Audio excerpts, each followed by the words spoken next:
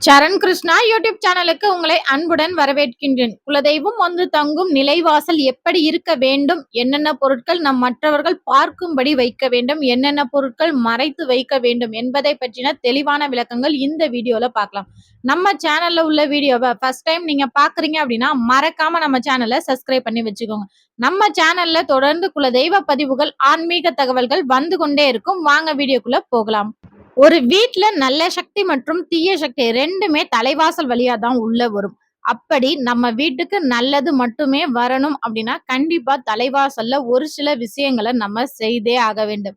நம்ம வீட்ல குலதெய்வம் விரும்பி வந்து வாசம் செய்ற இடமும் தலைவாசல் தான். உங்க இஷ்ட தெய்வம் லக்ஷ்மி தாயார் அவங்கெல்லாம் வந்து குடியிருக்கிற இடமும் நம்ம நிலைவாசல் தான். அப்பேற்பட்ட நிலைவாசல்ல எப்போதுமே மஞ்சள், குங்குமம் வைத்து மங்களகரமாக இருக்க வேண்டும்.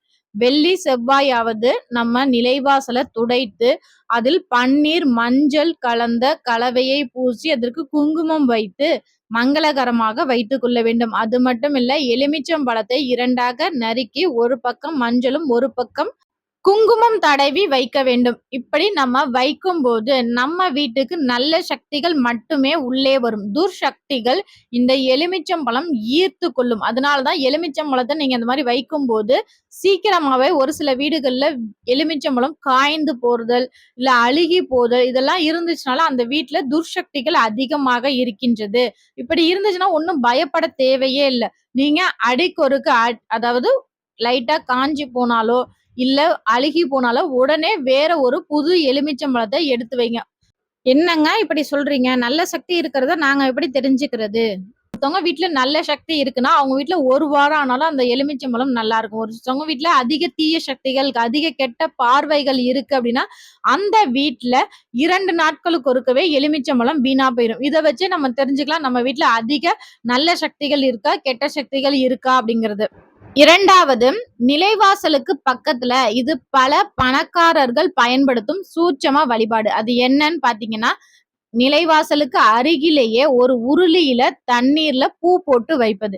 இது எதற்காக அப்படின்னு பாத்தீங்கன்னா, யாராவது நம்ம வீட்டுக்கு கெட்ட எண்ணங்களோட வராங்க அப்படின்னா, அந்த பூக்களை பார்க்கும்போது அவர்களோட எண்ணங்கள் சற்று குறையும். அந்த எண்ணங்களின் அதிர்வலை அப்படிங்கிறது குறையும். நம்ம வீட்டுக்கு பெரிய பாதிப்புகள் வராது. என்னங்க ஒருத்தவங்க இப்படிலாம் நினைச்சாங்கன்னா அது வந்து பெருசா பாதிப்பை குடுக்குமா அப்படின்னு நீங்க கேட்கலாம். கண்டிப்பா ஒவ்வொருத்தரோட எண்ணங்களுக்கும் ஒரு சக்தி உண்டு. அவங்க நம்ம நல்லா இருக்கணும்னு நினைக்கும்போது நம்ம அதிகமா நல்லா இருப்போம். இதே இது நம்ம கிட்ட சிரிச்சு பேசிட்டு அவங்க நல்லா இருக்க கூடாதுன்னு நினைச்சாங்கன்னா கண்டிப்பா அந்த பாதிப்பு நமக்கு ஏற்படுத்தும். அதனாலதான் இந்த கோவில்ல எல்லாம் கூட்டு வழிபாடு செய்யும்போது அதற்கு அதிக சக்திகள் உண்டு. ஏன்னா எல்லாரோட மனசும் ஒரு நிலையில இருக்கும். எல்லாரும் நல்லா இருக்கணும் அப்படிங்கிற ஒரு நிலையில இருக்கும்போது அந்த வழிபாட்டுக்கான பலன்களும் அதிகம் கிடைக்கும். அந்த வழிபாடு சக்தி வாய்ந்த வழிபாடாக மாறும். ஒவ்வொருத்தவங்க எண்ணங்களுக்கும் ஒவ்வொரு சக்தி இருக்கு. நம்ம வீட்டுக்கு எப்போதும் நல்ல அதிர்வலைகள் மட்டுமே வரணும் அப்படிங்கிறதுனாலதான் உருளியில பூ போட்டு வைக்க வேண்டும். உருளியில பூ போடுவது, நிலைவாசலுக்கு மஞ்சள் குங்குமம் வைப்பது, எலுமிச்சம்பழம் வைப்பது, தலைவாசலுக்கு விளக்கு ஏற்றுவது, இவை அனைத்துமே மற்றவர்கள் பார்க்கும்படி தாராளமாக வைக்கலாம். மற்றவர்கள் பார்க்க கூடாத மறைத்து வைக்க வேண்டிய பொருட்கள் என்ன அப்படின்னு பாத்தீங்கன்னா, உங்க குலதெய்வ படம் எப்போதுமே தலைவாசலுக்கு வெளிப்புறமாக உங்க குலதெய்வ படம் இருக்கவே கூடாது. நீங்க வெளியில இருந்து வர்றவங்க உங்க குலதெய்வத்தை பார்த்துட்டு வரக்கூடாது. நீங்க வீட்டை விட்டு வெளியே போகும்போது உங்க குலதெய்வத்தை தரிசித்து விட்டு நீங்க செல்லணும். ஒரு வீட்ல தலைவாசல் முத வைக்கிறாங்க அப்படின்னாலே அதற்கு மறைவாக அதாவது மறைச்சு ஒரு பொருளை தலைவாசலுக்கு அடியில வச்சுதான் அந்த தலைவாசல் பதிப்பாங்க. அது என்னன்னு பாத்தீங்கன்னா நவ தானியங்கள், நவ ரத்தினங்கள் இதெல்லாம் வச்சுதான் அதன் மேல தலைவாசல் வைப்பாங்க. எதற்காக அப்படின்னு பாத்தீங்கன்னா அந்த இடத்துல நம்ம குலதெய்வம் வந்து வாசம் செய்யும் நல்ல சக்திகள் மட்டுமே வந்து தங்கக்கூடிய இடம்தான் நம்ம நிலைவாசல். அந்த நிலைக்கு நம்ம மரியாதை செலுத்தும் விதமாக நவ தானியங்கள், நவ ரத்தினங்கள் இது போன்ற பொருட்கள்லாம் வைத்து தலைவாசல் வைக்கிறது. நாங்க வாடகை வீட்டுல இருக்கோம். இல்ல நாங்க கட்டின வீடு வாங்கிட்டு வந்தோம். இந்த நிலைவாசல்ல இந்த பொருள்லாம் வச்சாங்களா என்னன்னு எங்களுக்கு தெரியல.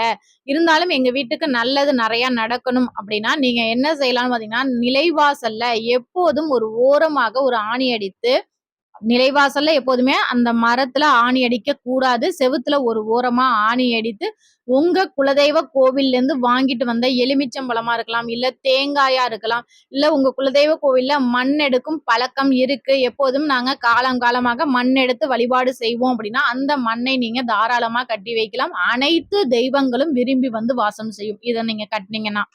இப்ப நிலைவாசல் அப்படின்னோடனே நம்ம கெட்ட சக்தி உள்ள வரக்கூடாது அப்படிங்கறது எவ்வளவுக்கு எவ்வளவு பாக்குறோமோ அதே அளவுக்கு நல்ல சக்திகள் கண்டிப்பா உள்ள வரணும். நம்ம குலதெய்வமா இருக்கட்டும், நம்ம இஷ்ட தெய்வமா இருக்கட்டும், லட்சுமி தாயாரா இருக்கட்டும், எல்லாருமே விரும்பி நம்ம வீட்டுக்குள்ள வரணும்.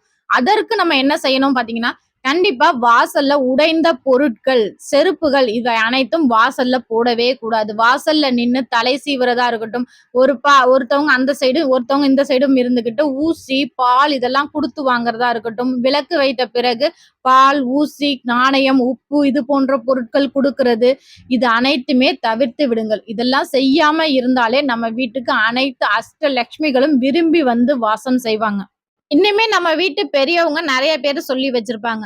நிலைவாசல வாசக்கதவ ஆட்டிக்கிட்டே இருக்காத, வீட்ல சண்டை வரும், தாப்பால் ஆட்டக்கூடாது, நிலைவாசல்ல தலை வைத்து படுக்க கூடாது, பொழுது போனதுக்கு பிறகு யாருக்கும் பணம் கொடுக்க கூடாது, விளக்கு வச்சதுக்கு அப்புறம் யாருக்கும் தான தர்மம் செய்யக்கூடாது. இது அனைத்துமே நல்ல சக்திகள் உங்க வீட்ல நிலைச்சு இருக்கணும் அப்படின்னா, கண்டிப்பா இது அனைத்துமே நீங்க பின்பற்றி தான் ஆக வேண்டும். குலதெய்வத்தை விரும்பி நம் தலைவாசலில் வந்து வாசம் செய்ய வசிய வழிபாடு உங்களுக்கு தேவை அப்படின்னா கண்டிப்பா நம்மளோட சேனல்ல மறக்காம கமெண்ட் பண்ணுங்க. இதோட பார்ட் 2 வேணும், பாகம் 2 வேண்டும் அப்படின்னு கமெண்ட் பண்ணுங்க. எவ்வளவுக்கு எவ்வளவு கமெண்ட் வருதோ அதுக்கேத்த மாதிரி அந்த சூட்சும வழிபாட நான் கண்டிப்பா ஒரு தெளிவான விளக்கத்துடன் ஒரு முழு வீடியோவா நம்ம சேனல்ல போடுறோம். இந்த வீடியோ உங்களுக்கு பயனுள்ளதாக இருக்கும் என்ற நம்பிக்கையில் மற்றொரு வீடியோவில் சந்திக்கிறேன். இந்த வீடியோ உங்களுக்கு பிடிச்சிருந்தா லைக் பண்ணுங்க, ஷேர் பண்ணுங்க, மறக்காம சப்ஸ்கிரைப் பண்ணுங்க. சரண் கிருஷ்ணா யூடியூப் சேனல். நன்றி, வணக்கம்.